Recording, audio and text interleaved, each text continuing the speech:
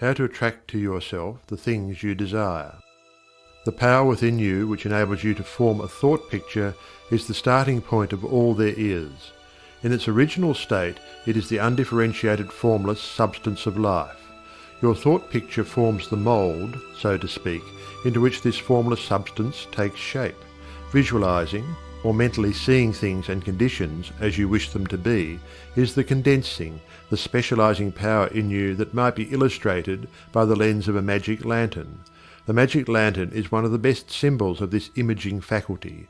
It illustrates the working of the creative spirit on the plane of the initiative and selection, or in its concentrated specializing form, in a remarkably clear manner.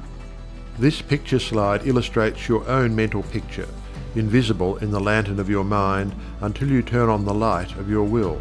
That is to say, you light up your desire with absolute faith that the creative spirit of life in you is doing the work. By the steady flow of light of the will on the spirit, your desired picture is projected upon the screen of the physical world, an exact reproduction of the pictured slide in your mind. Visualizing without a will sufficiently steady to inhibit every thought and feeling contrary to your picture would be as useless as a magic lantern without the light. On the other hand, if your will is sufficiently developed to hold your picture in thought and feeling without any ifs, simply realizing that your thought is the great attracting power, then your mental picture is as certain to be projected upon the screen of your physical world as any pictured slide put into the best magic lantern ever made. Try projecting the picture in a magic lantern with a light that is constantly shifting from one side to the other, and you will have the effect of an uncertain will. It is as necessary that you should always stand back of your picture with a strong, steady will, as it is to have a strong, steady light back of a picture slide. The joyous assurance with which you can make your picture is the very powerful magnet of faith, and nothing can obliterate it.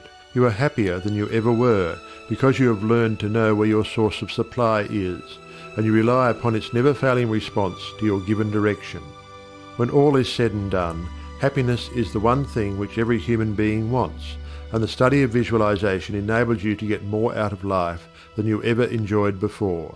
Increasing possibilities keep opening out more and more before you.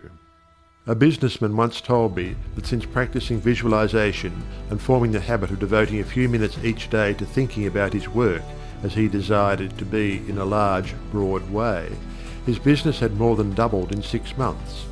His method was to go into a room every morning before breakfast and take a mental inventory of his business as he had left it the night before, and then enlarge upon it.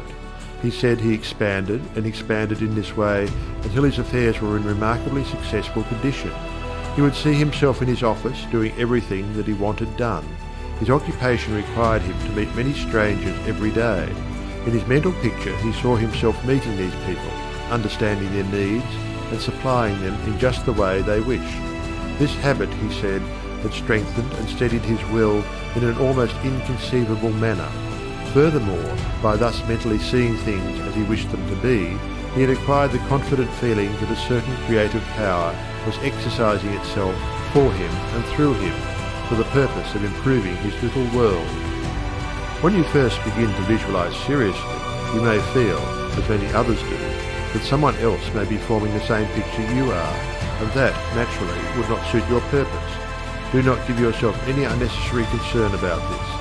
Simply try to realize that your picture is an orderly exercise of the universal creative power specifically applied. Then you may be sure that no one can work in opposition to you. The universal law of harmony prevents this. Endeavour to bear in mind that your mental picture is universal mind exercising its inherent powers of initiative and selection specifically. God, or universal mind, made man for the specific purpose of differentiating himself through him. Everything that is came into existence in this same way, by this self-same law of self-differentiation, and for the same purpose.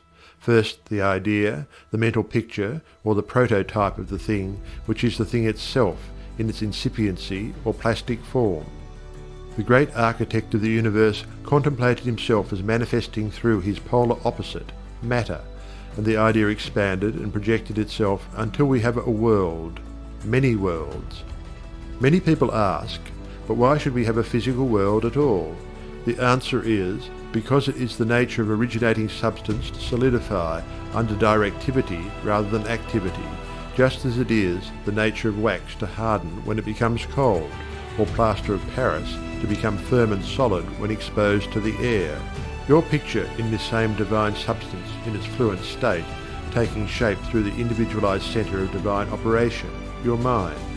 And there is no power to prevent this combination of spiritual substance from becoming physical form. It is the nature of spirit to complete its work, and an idea is not complete until it has made for itself a vehicle. Nothing can prevent your picture from coming into concrete form except the same power which gave it birth, yourself. Suppose you wish to have a more orderly room. You look about your room and the idea of order suggests boxes, closets, shelves, hooks, and so forth. The box, the closet, the hooks, all are concrete ideas of order, vehicles through which order and harmony suggest themselves.